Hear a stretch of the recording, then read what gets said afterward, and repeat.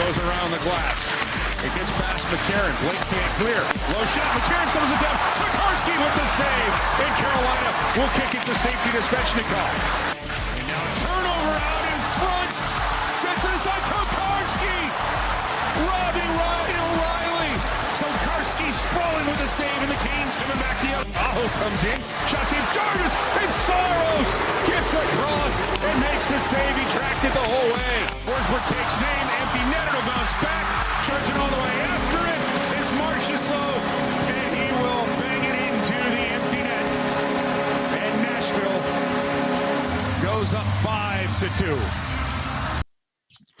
Yeah, and that's how it would end, 5-2. Hi, everyone. I am Adam Gold. This is the Canes Corner podcast, final one before Santa's midnight ride, coming up in just about, I can't even do the math. This time tomorrow night, right? Yeah, man, just about this time tomorrow night. He'll start his rounds. Hopefully he will leave presents under the trees of every Caniac. Hi, I'm Adam Gold, and welcome. We're brought to you by the Aluminum Company of North Carolina. If it is for the exterior of your home, you can find it at the Aluminum Company of North Carolina on Hamlin Road in Durham. No place like it. Sammy and his crew do a great job. You should check them out for all of your exterior home improvement needs. Pardon me. I need a little beverage. Just a little something to soothe and maybe help us forget. By the way, not too late. Treat yourself. Give yourself a gift this holiday season. Go get yourself some XO Cafe. Go to the ABC store. Or depending on where you are, like if you're my guy Mikhailov in Adelaide, I don't know if you have ABC stores, but I do know you have this. You have access to this, the XO Cafe. Yes, sipping tequila, very nice. Certainly good for these cold nights that actually bring us inside. Anyway, I thought we would start off just with a little kind of a deep breath. So I said in the tease when I posted it on Twitter, and I think I did the same thing on Blue Sky, that there will be criticisms and a reality check. And for those of you who know me, you will know that it didn't necessarily mean what some of you thought it would mean. The Hurricanes clearly are not playing well right now. And they have issues that will be a challenge to overcome in the long run. But I think those issues will be more of a challenge to advance in the playoffs very far, as opposed to negotiating the regular season. And man, does some of you need a freaking reality check. Look, I'm not here to pick any fights.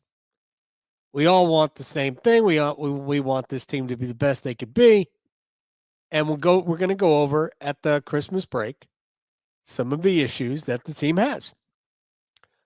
But my gosh, some of the stuff that I read and some of the stuff that gets sent to me. Svechnikov's a bust. Canes played down to Nashville's level. Rod is out of ideas. We need to shake this team up. They need a trade just to shake them up. All right, so here's what I'm going to say. And we'll get to some of those ludicrous statements in a minute. Maybe the biggest mistake that the team made was through their first 22 games going 16-5-1. Because it did mask some flaws to the roster that are frankly going to be a challenge to overcome. I remember talking to John Forsland voice of the Kraken, also of Monday Night Prime on Amazon in Canada, TNT. He's everywhere. Friend, obviously. We all know who John is. And I had asked him, and this was, I don't fish for Hurricanes praise. It's not why I talked to John. And I asked him about some of the surprises in the league, and I figured he would say Winnipeg or blah, or whatever. And he thought that the Hurricanes were the biggest surprise in the league. And he thought that they were legitimately great. And we're going back to the time I think Carolina was 14-4 at that point. And Winnipeg was like 15-2 or 15-1. And really what the reality was that they were simply outscoring their problems. They were averaging 4 goals a game. It's hard for me to believe a team that with really only 4 bona fide top line forwards in terms of offensive, potential, and I'll use the word pizzazz. It's hard to see that team averaging 4 goals a game. And they're really not getting much offense from the blue line, which is frankly a surprise, other than Gostisbehere, but almost all of that is on special teams. It's just shocking that they were averaging 4 goals a game. They were never going to sustain that. And here's what you're seeing over the last, 10, 12 games is that they're averaging in the last 12 under 3. Which is sort of amazing that they're even, what are they, 5-7 in the last 12 games, something to that effect. So, to me, it's about the truth is somewhere in the middle between where this team is right now, or what the way they've played, and the way they started. Somewhere in the middle between that. And right now, this team is actually a couple of games under 500 since the 16-5-1 start. So they are 5-7-0 in the last 12. That's math. And they're not a 5-7 team. They're probably in a 12-game span. They're probably about, 7-4-1, something like that.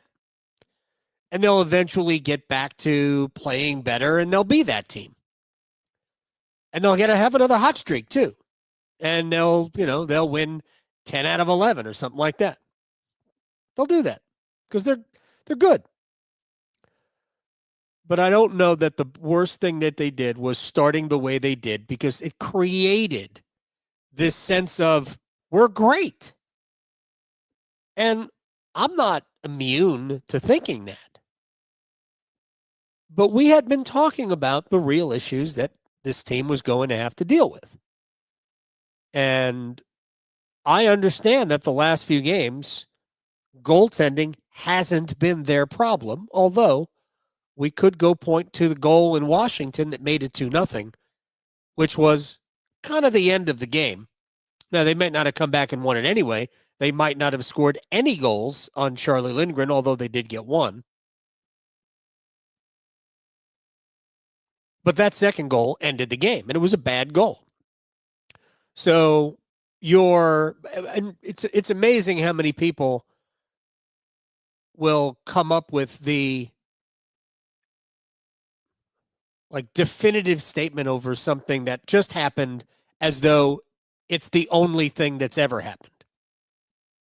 So today, where you see people, and you're telling me goaltending is our problem. Well, it wasn't tonight. And it wasn't yesterday or Sunday, because Pyotr Kochetkov was spectacular on Sunday. And on Friday, he was great other than the bad goal, which unfortunately counts. And he was great on Tuesday against the Islanders, where he didn't give up any goals. But if you don't believe goaltending is Carolina's number one problem, then you ain't paying attention. So it is the number one problem this team has. Goaltending. Unless Kochetkov becomes consistently good, unless he eradicates the bad goals from his game, there's no other NHL goalie in the building. Dustin Tokarski balled out tonight.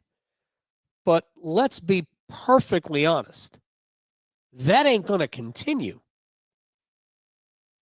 So if Kochetkov isn't going to be able to play, and I don't think he can play 80% of the games until Frederik Andersen comes back, then you still have to go out and find an NHL goalie to supplement him. Because I think Kochetkov needs a little push from somebody, whether it's Andersen or Antti Raanta or a goaltender that isn't yet in the building or in the organization. But I think it's unrealistic to expect that to be Dustin Tokarski. So it's still the number one issue. And I'm sorry if you can't figure that out. Now, the Hurricanes have other issues. But those issues that the Hurricanes have are temporary. And they are fixable. Because the other issue right now is Carolina's got, I used a baseball analogy at the start of the season. Big bats in the middle of the lineup. Your run producers, your 3, 4, 5, 6 hitters, or actually in modern baseball, 2, 3, 4, 5 hitters. And those are named Aho, Jarvis, Svechnikov, Necas. Those 4 guys got to be good. And they have to be good every night. And if they're good every night, then Carolina's offense will be good.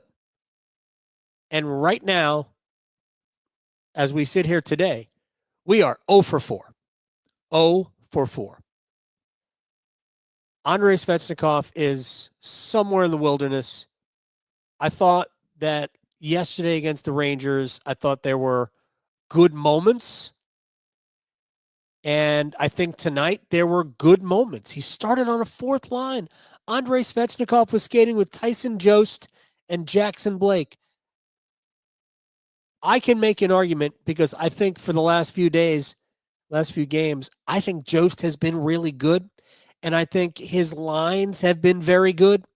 So I would hesitate to say that Andre was buried there. And I thought that line had some pretty good moments early. I thought Carolina didn't have a whole lot going in the first period. I kind of liked that line. I kind of liked Andre. I think Jackson Blake played a good game. Blake's been in a long goal drought. Actually, I think a scoring drought too. No points. I think 10 or 11 games. And there are times where I believe in my heart that it's going to be difficult for him to be effective unless he gets significantly stronger. He's a very good player, but man, he's just small. And we'll get to that aspect of it in a second. But this team needs more from Andre. They need a lot more from Andre. They need a lot more from Seth Jarvis, who I love everything about his game. And I have zero information about anything in terms of his health. But to me, Jarvis is playing a game almost like he's protecting himself a little bit. And I could be wrong. So there's been a lot of looseness in his game. I thought tonight he was a little bit more physical, which is good. He's a guy who wants to feel the game, and I just think he's sort of been not necessarily doing that lately. They need more from Aho. I think these guys are all trying, but they need more from Sebastian. I do think Sebastian and Seth need to be together. I think they need a physical presence on that line. I actually think it needs to be Andre. But Andre's got to play a wrecking ball type of a game.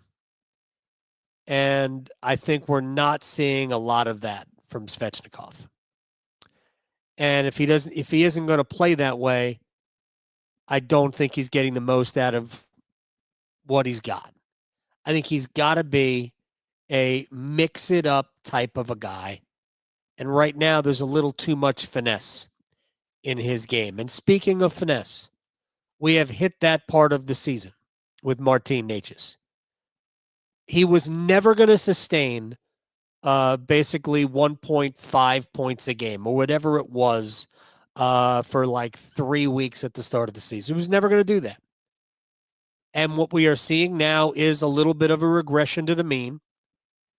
His numbers overall still look great. His numbers, even over the last dozen games, aren't terrible. I think he has 7 points.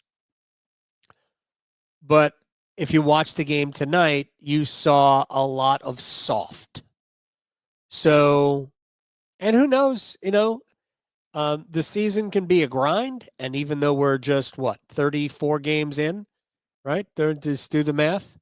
21, 12, and 1, that's 34. 34 games in. So it's still a long way to go, but it's still a grind.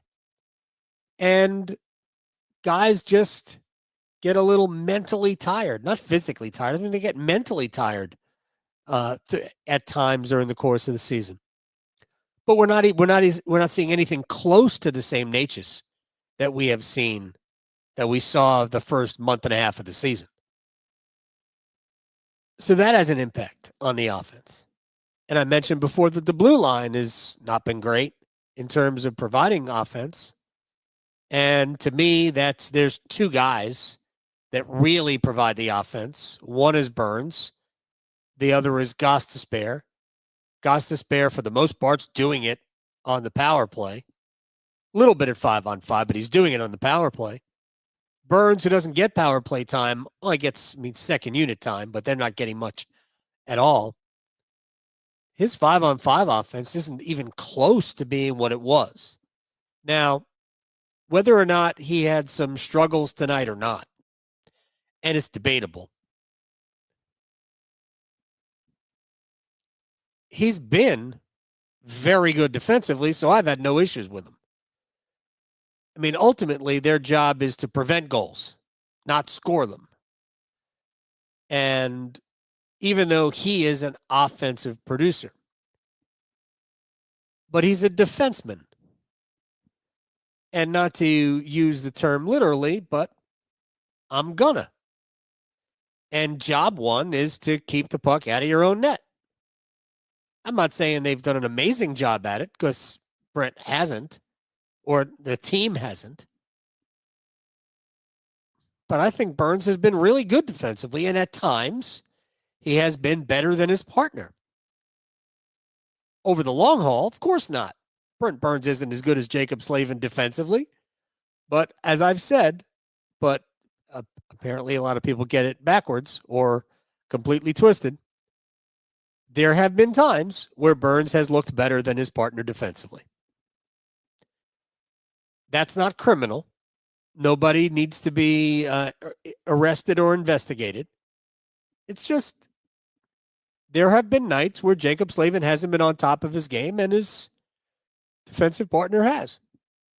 I think that's important. Ultimately, Slavin is the superior defensive player, but there have been moments. That's all I'm saying. It's hard. I don't know why that's a hard concept to grasp, but apparently for some it is. So I want to get back to the third element that I talked about. So we talked about goaltending. We talked about big bats in the middle of the order, swinging and missing.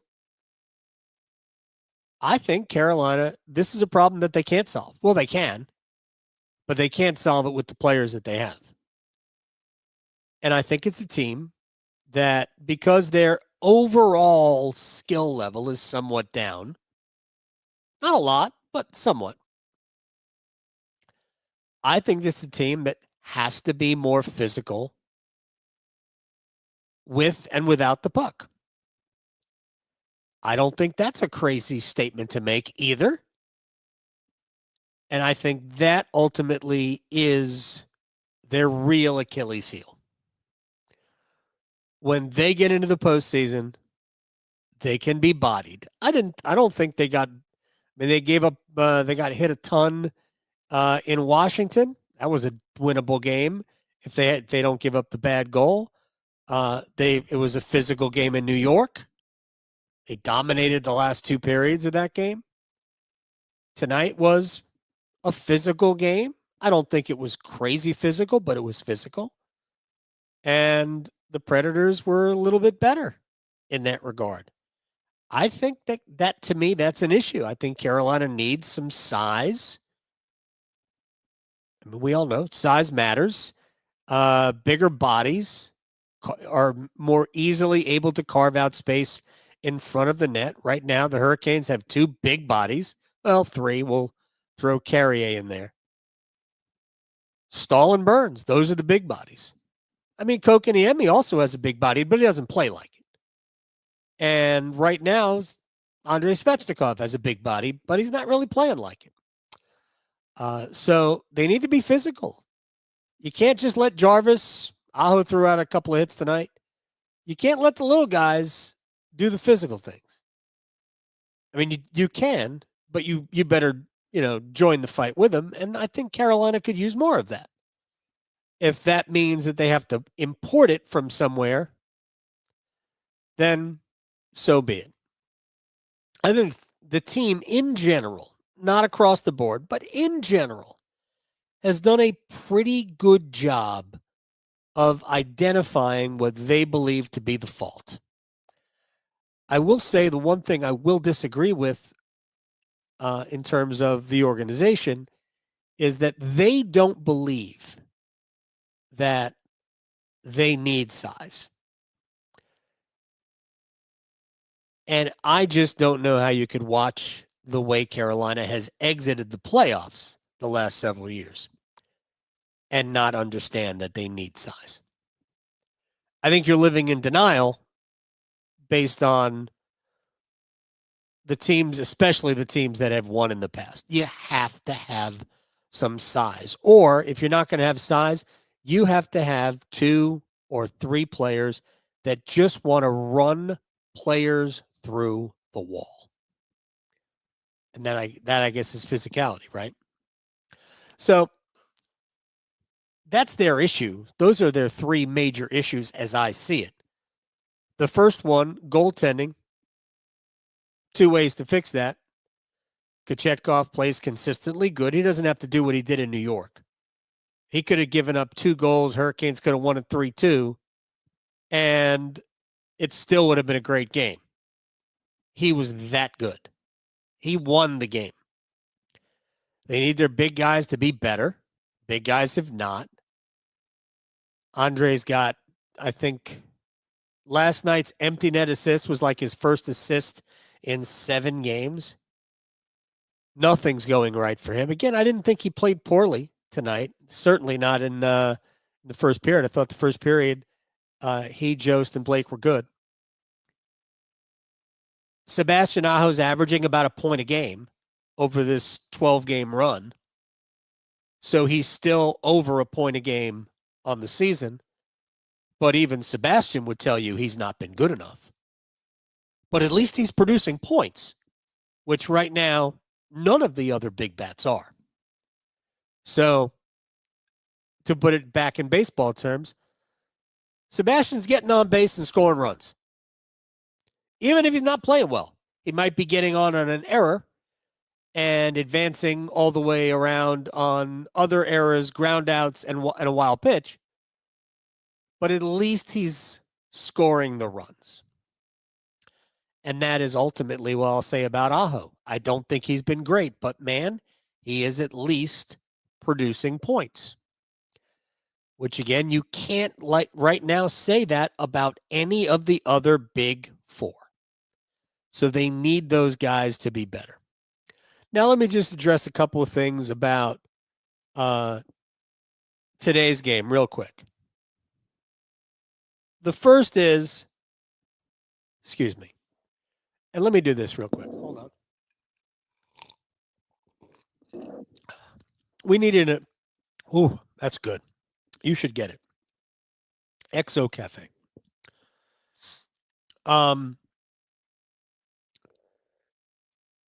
Nashville came into the game 10, 17, and 7 on the season. And if we looked at their roster and it looked like San Jose's roster, we'd go, yeah, I can see it. But you're smarter than that, right? I'm going to give you all credit for being smarter than that. Look at the roster and tell me that that is a 10, 17, and 7 team. You've got Philip Forsberg, who has rediscovered his game and has for the last couple of years. Ryan O'Reilly is a dynamite player still. You bring in Jonathan Marchessault from Vegas as a free agent, still a really good player, as is Steven Stamkos. And they've got, I think, the kind of players that augment skill. Because you've got guys like Jankowski and Evangelista who are talented players, but play with some size and some gumption. They're not necessarily big scorers, but they are effective big bodies. And they've got a few of those. And then you've got Roman Josi, and they add Brady Skjei. They've got a very good team, and they have excellent goaltending in Juuse Saros. So I'm pretty sure that team is way better than 10, 17, and 7 coming in. And I don't know about you, but my reaction to the first period was, how has that team only won 10 times? I think they're legitimately good. Whether or not they've dug themselves too much of a hole, I mean, again, they're 15th out of 16th in the West.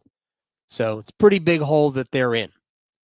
But I think they're good enough to climb out of it. So I'm not completely surprised. I'm more surprised that Nashville is now 11, 17, and 7 than anything. That's the thing that really surprises me. The fact that they are so far under 500 still. But see if they can climb out of it. The Dmitry Orlov third period penalty, they really should have termed it attempted holding of the stick. He goes off for holding the stick in which he never really did hold it. He almost got it. It's like he was trying to grab it, but he couldn't quite do it. And so he just dropped it and moved on. And the official's arm went up. And I'm like, where really was the penalty? And when I watched it back, I'm like, I mean, I'm not going to get into these Twitter debates, but that didn't look like a penalty to me. And Rod Brindamore clearly didn't think it was a penalty after the game. I think Rod was right that it wasn't a penalty, but it was called. So you still got to go kill it. And Carolina did not. By the way, I think there was only one instance tonight. Only the 12th goal against that Jordan Martinook has been on the ice for. He's had a remarkable first 40% of the season. Absolutely tremendous. He's one of my favorite players to watch on the team. And I said this to Tripp during the intermission. To me, Jordan Martinook is the culture of this team. The work ethic, the play the same way every shift, the hard work, the attention to detail defensively, all the stuff that Martinook does, to me, that's the culture of Carolina Hurricanes hockey. It's not a coincidence that it began when he got here, right? So we have that. Look, there's a lot of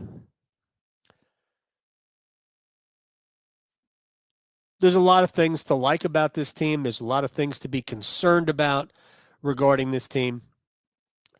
But they are 21, 12, and 1. And I just don't think that a blip in the season, a dip in production, a dip in performance is worth losing it over. I just don't. I would love for this team to have built on the 16-5-1 start, and in these 12 games gone 7-5 as opposed to 5-7. But that's not what happened. It just isn't. They didn't take advantage of a bunch of home games, and now they're playing against big boy teams. And because I think Nashville's good, I think now Nashville's too far back probably to even sniff a playoff spot, but that doesn't mean they can't be a good team and a difficult team to beat the rest of the way. And I assume that they will. But man, I think everybody just needs a break. I think everybody might just need a cold beverage of your choice. And let's get back to the business of enjoying the season after the holiday. So let's wrap it there. All right. I've said this before. This does not exist without you. And I value the patronage. I value the feedback. I love that you guys are into it as much as I'm into it. So, and I'm a fan too. Sometimes, though, you just have to be realistic. I'll give you one more realistic thing, and this is what I said to a friend of mine when I look at the Hurricanes. They need goaltending. If they get great goaltending in the playoffs, I think they can win a round, maybe 2 rounds. But at the beginning of the season, I thought they were a playoff team. I wasn't sure they were an advancing playoff team. See how it goes. See who the matchup is. If they get those 4, home run hitters going, then yeah, Carolina can be really good in the playoffs. But ultimately, it's going to come down to, do you have good enough goaltending? And can you withstand the physical play in the postseason? Because I think that's been the downfall. Goaltending and not a lack of physicality, but size matters. So, we're brought to you by the Aluminum Company of North Carolina. If it's for the exterior of your home, you can find it at the Aluminum Company of North Carolina on Hamlin Road in Durham. No place like it. Sammy Hanna and his crew do a great job. To you, Merry Christmas. Happy Hanukkah. Good Kwanzaa. I don't know what are the other holidays that we could discuss during this time of the year. I only know those 3. And I hope you have a good one. And I hope you enjoy your family. And we'll talk to you when the Canes play in New Jersey Friday following Santa's ride. So 3 days from now. Until then, I will see you very soon. Good night.